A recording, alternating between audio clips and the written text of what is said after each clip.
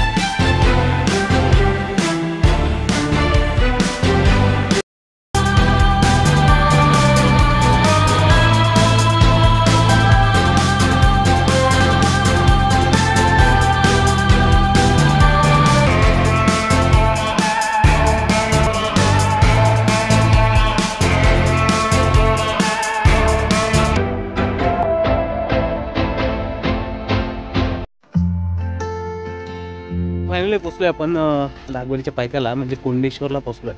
आणि कोंडेश्वर हे पावसाळ्यामध्ये खूप प्रसिद्ध आहे, एकदम भारी वाता क्लायमेट असतो. तर आता खाली जे आहे कोंडेश्वराचं मंदिर आहे, आणि दर्शन घेऊया आता. पहिले नंतर घेऊया, खूप छान मंदिर आहे.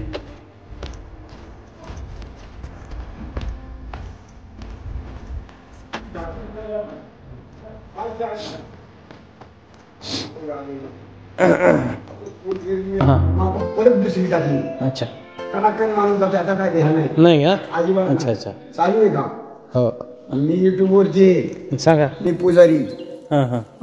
लोहगडचा किल्ला, विसापूर किल्ला, शिवाजी महाराज राजमाची किल्ला करायचा, परत कोंडेश्वरला यायचा, आणि कोंडेश्वरून गडावर जायचा.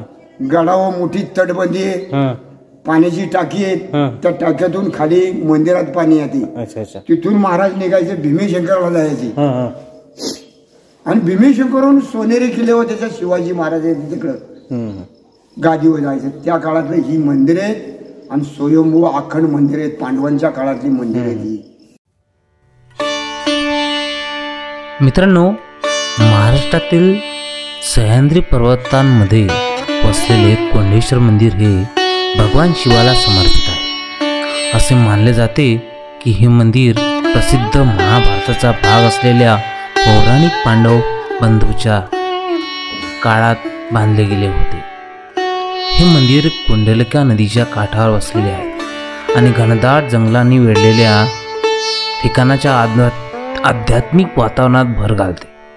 मंदिर परिसर विशिष्ट हेमाळपंथी स्थापत्य शैलीमध्ये बांधले गेलेले आहे.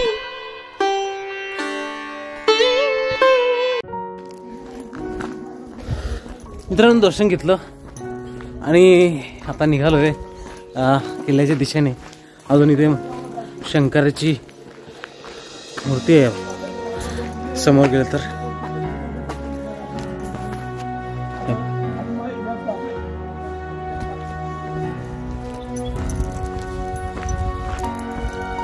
किती द्यायचे काका? अच्छा अच्छा, आहे तुमच्याकडे?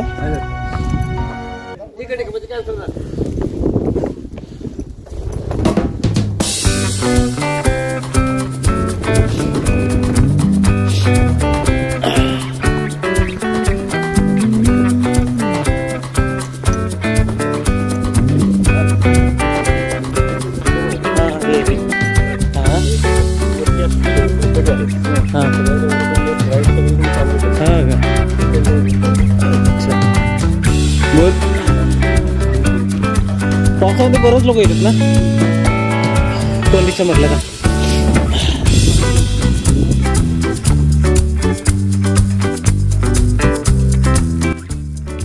मित्रांनो, ढाकभरीला पोहोचण्यासाठी पुणे कामशेत जांभेवली या मार्गाने जांभेवली गावापर्यंत जाता येते. तेथून पुढे अर्धा ते पाऊण तास चालल्यानंतर कोंडेश्वर मंदिर लागते. तेथून जंगलवाट सुरू होते. या वाटेने पुढे गेल्यानंतर एक चिंचोळी खिंड लागते. ती खिंड ढाकचा किल्ला आणि सरसोट उभा कडकरायचा सुळका याच्या मधोमध आहे. खिंड 8 ते 10 मीटर लांब आहे. खिंड पार केल्यानंतर पुढे कातळगडा लागतो. तो चढत असताना दोरखंडाचा वापर लागतो.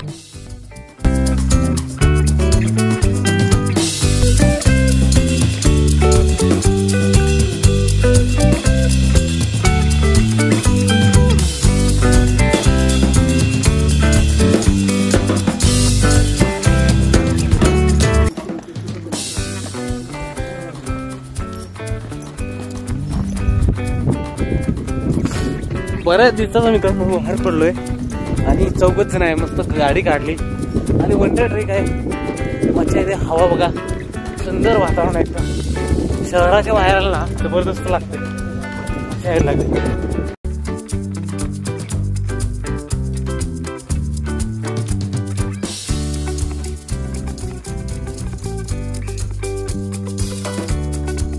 मित्रांनो, मस्त फोटो काढले आणि दुकानाचा इथून ढाकभरी दिसतो. आणि कुठलं गाव आहे सर ते? आंबवली गाव आहे. इथून पण लोक ट्रेक करून इथं येतात. तर आम्ही कोंडेश्वरापासून ट्रेक चालू केलाय. मस्त फोटो काढले, बऱ्याच दिवसाचे फोटो काढले. शक्यतो माझे फोटो येत नाही, मी तसेच फोटो काढतो. सूर्यदेवता मस्त दिसत आहे वरतून. सूर्यदेवता आहे. सूर्यदेव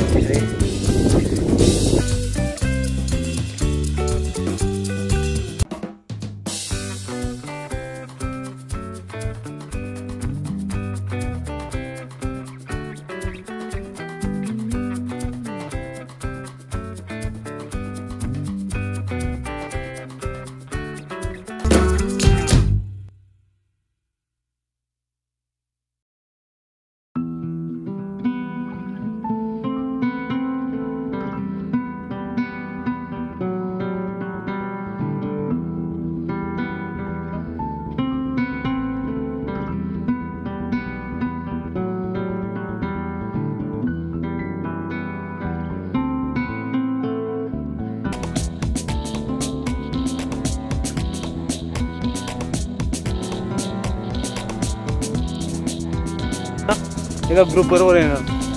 ग्रुप आलाच नाही कारण का बरेच लोक यायला कंटाळतात. काय माहिती का अजून 30 गेलो नाही काय माहिती त्यांचं.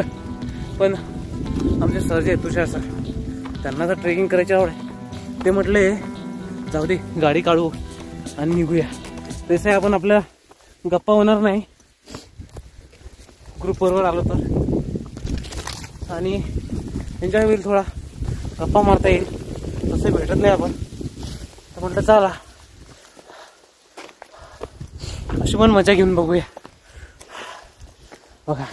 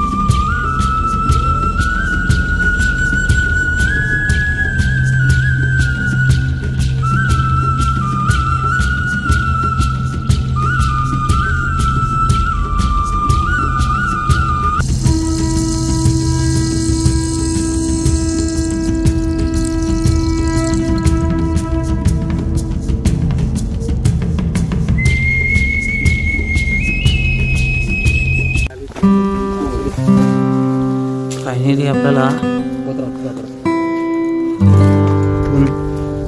ढाकचा किल्ला दिसतोय. बोर्ड लावलेला आहे बाहेरील लेनचा, असा आहे बोर्ड आहे. तुम्ही येते आहात, जाऊया लेणी करू, माघारी वर जाऊ. मधला नको ना काय गोंधळ करायला, नाही मधल्या वाटेल नको वाटत दाखवते नाही. ही अवघड वाटते की ते कपारीतून जाणार नाही का, जे आपण फोटो काढलाय ती आहे, त्यांना नको जायला. आपण ह्या रस्त्याने जाऊ, बेटर वे कर्ज त्या बाजूला. हा फोटो ह्याच्यावर पण आहे, फोटो काढतो ह्याच्यावर पण आहे, गुगलवर पण आहे फोटो.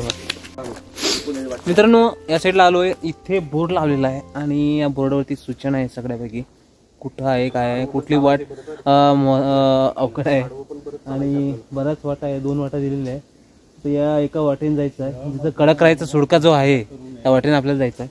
तर इकडे गारवाईचं मंदिर आहे, इकडे हा मार्ग जातोय, गारवाईच्या मंदिराकडे जातो हा मार्ग जो आहे.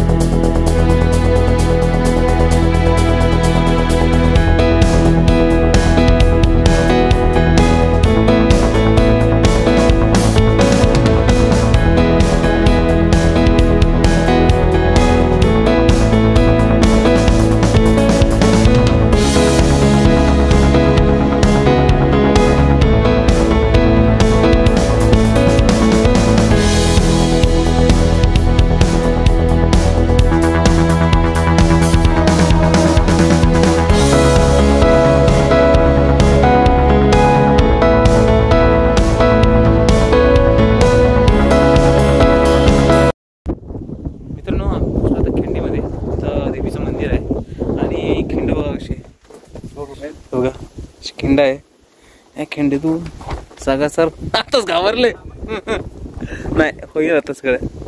बघूया आता कसं होते ते. हा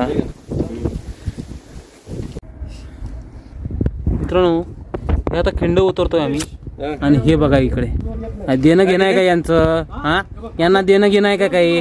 बॅगा बघतात, हे बॅगा बिगा बघतात, दात बित त्याच्या तोंडावर. हा ए शामराव, अरे जाऊन दाखव रे, अरे जाऊन दाखव ना, ए जाऊन दाखव, जाऊन दाखव बरं. पाय ठेवला तर आरामात उभं राहता येते.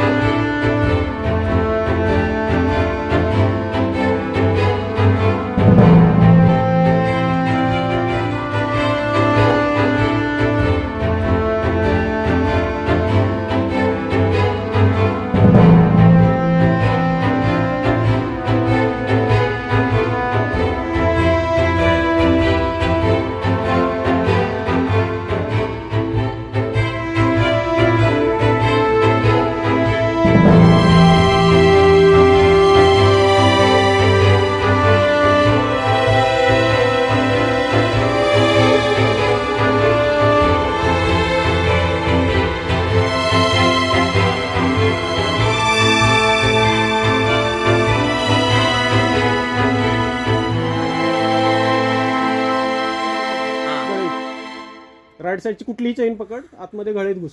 सागर ये रेडवर. मित्रांनो आता पोहोचलो एक त्या खिंडीमध्ये. दोघं जण यायचे पण थोडा ह्या पॅच आहे ना अवघड आहे बघा. थोडा हा पॅच आहे ना खूप अवघड आहे. उतर बस परफेक्ट. सागर सर आहे आत घुसून चेनला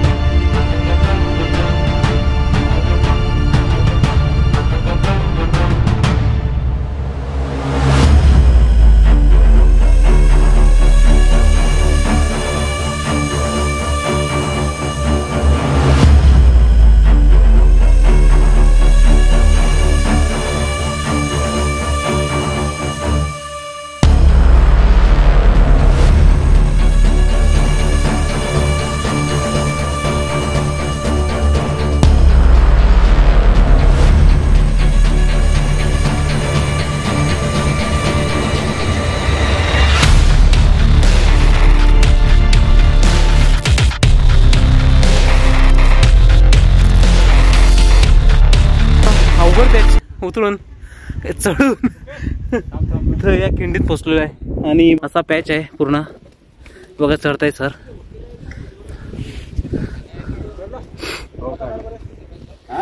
पिनॅकल आहे असा. काढायचे का फोटो काढलाय. आणि इथून परत त्या साईडला इथं जायचं आहे आम्हाला केवमध्ये. हो मग शक्यच नाही काही शक्यच नाही. लिंगेला सगळं रोपिंग करायला लागतं.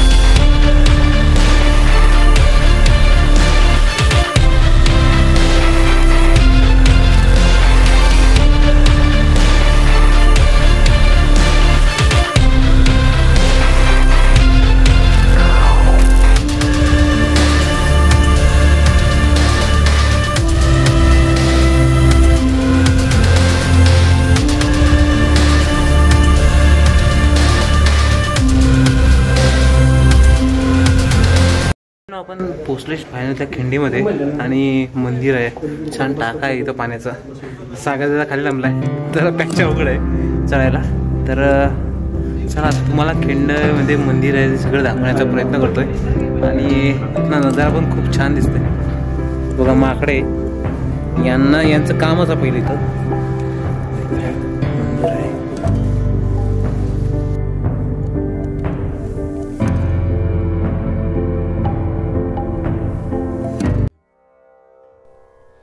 मित्रांनो हा किल्ला रहिवासी ठाकूर आदिवासींच्या दैवत भैरी देवांना समर्पित आहे. म्हणूनच त्याला ढाक भैरी असे म्हणतात. महान इतिहासकार श्री गोपाल नीलकंठ दांडेकर यांनी ढाक भैरीचा शोध लावला. किल्ल्याचा धार्मिक इतिहास जतन करण्याचा प्रयत्न रहिवासी करतात. खरं पाहता ढाक भैरी एक गुफा लेणी आहे. या भैरीच्या गुफेत भैरीचा शेंदूर फासलेला गड आहे. ढाक भैरीचा वापर आजूबाजूच्या किल्ल्यावर पहारा देण्यासाठी केला जायचा. मित्रांनो, ढाक किल्ल्यावरील कातळाच्या पोटात 3 लेणी खोदली आहे. येथेपर्यंत जाण्यासाठी अवघड कातळ पार करावा लागतो.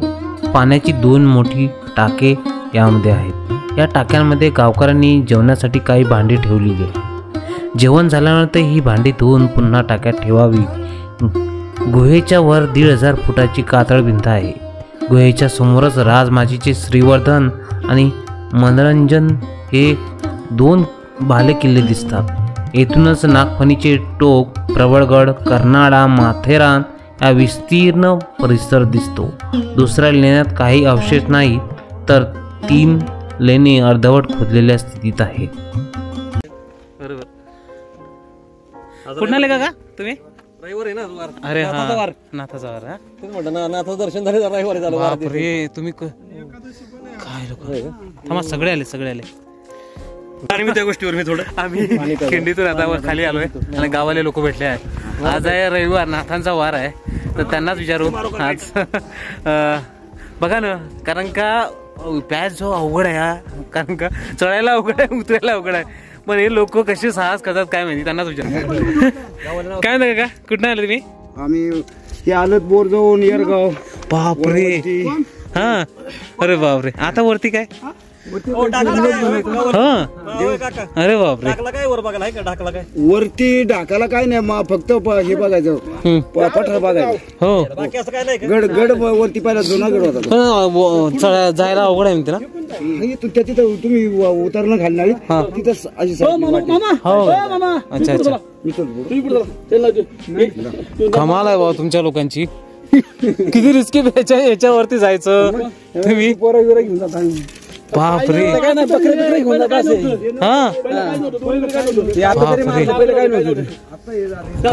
कमाल आहे बाबा तुमची.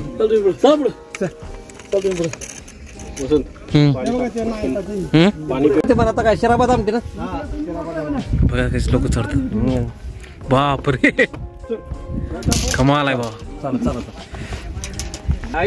जबरदस्त आहे.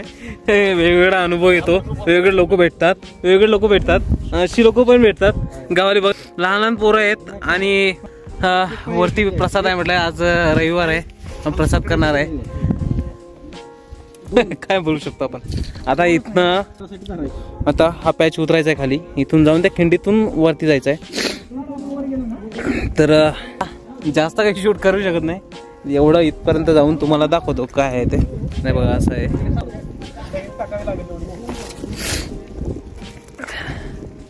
हे बघा, तुषार सर उतरत आहे खाली,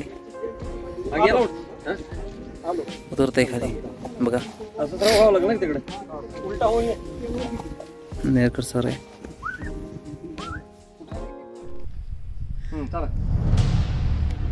हा,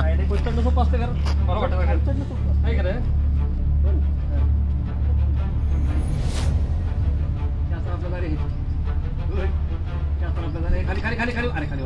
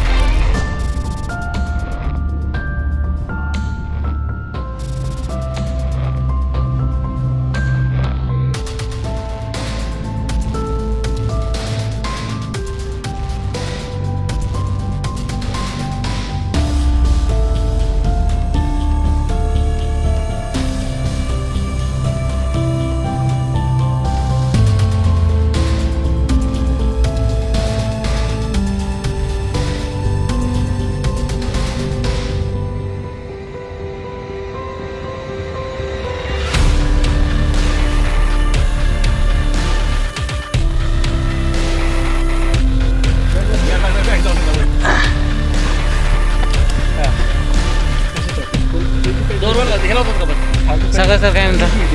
हा बघ ना.